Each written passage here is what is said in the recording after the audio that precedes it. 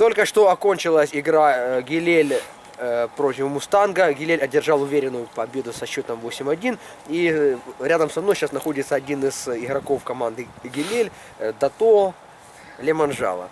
Вот. Я хотел бы спросить у вас, скажите, пожалуйста, как вам удалось после такого, скажем так, неудачного старта в турнире, вы заняли 6-е место в группе с таким уверенным счетом, обыграть 3-е место, команда, которая шла на 3-м месте. Я хочу напомнить вам, что в предыдущем туре вы уступили этой команде со счетом 7-2. Что изменилось в вашей команде? Мы изучили эту команду, мы с ними играли, в прошлый раз проиграли им.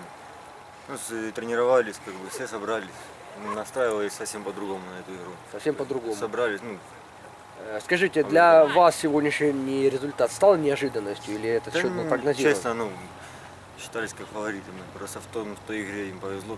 Там, и вратарь там у нас был, второй стоял, мы проиграли.